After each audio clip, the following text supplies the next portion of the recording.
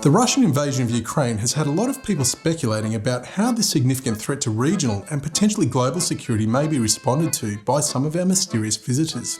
At the heart of this concern among some people is the thought that this conflict may escalate and get out of hand, potentially extending the use of weapons of mass destruction. In today's story, we're going to take a look at a relevant incident from the Ukraine, which may give some insight into what, if any, response we may see from those we affectionately refer to as aliens, should things go nuclear.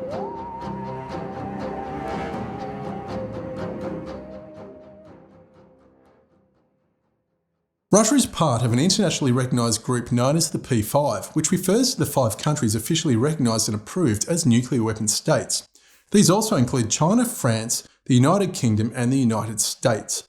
But with great power comes great responsibility, and the international community becomes extremely nervous at the thought of any of these countries behaving belligerently in throwing their weight around, as perhaps all but one have been known to do on occasion. This incident took place at a Soviet intercontinental ballistic missile or ICBM base at Byalokorov, located in northwest Ukraine.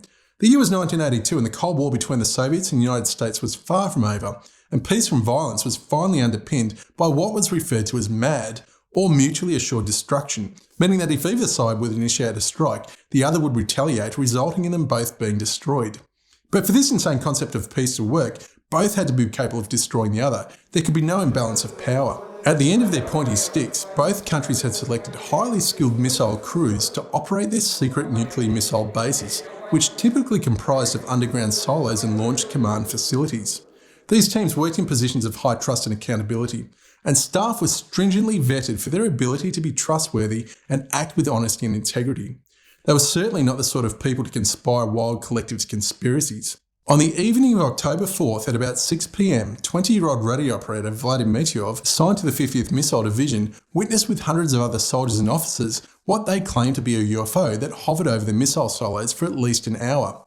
Recalling the incident, he commented, "The guys and I were on our way to dinner when all of a sudden we saw it. The UFO continued to hover, slowly moving to the left. As it drifted, one officer tried to get close in a car, but the UFO flew away." Another witness, Lieutenant Colonel Vladimir Platonov, estimated the object to be about 300 metres or 900 feet in diameter and described it as being perfectly smooth in a geometrical shape without any apparent openings such as portholes. Meanwhile, inside the missile bunker, former Missile Division Chief Yuri Zolotukhin said a strange interference was detected to be interacting with the missile control panels, which display the missile's readiness status. This highly strange and curious behaviour soon became horribly alarming when the unthinkable happened.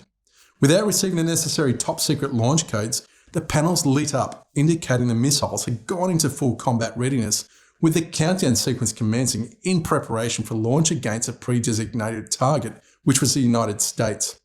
Immediately after this occurred, the officers called Moscow and were advised that no launch command had been ordered.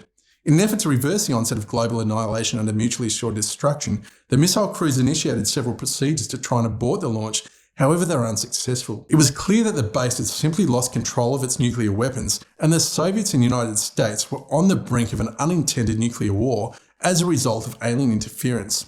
Then as suddenly as it began, 15 seconds later, the system strangely deactivated and returned to normal functionality. The day after this incident, investigators from Moscow arrived and totally disassembled the site, but failed to find a rational explanation for either the interference with the nuclear missile system or what the hundreds of witnesses would collectively describe they saw as being a UFO. The officer leading the investigation, Colonel Sokolov, would later claim his personal view was that a UFO was sending a message, making it clear that someone else could control their most powerful weapon systems and that they were powerless to do anything about it. Some skeptics concluded that this was a maintenance failure, but this is not an isolated incident.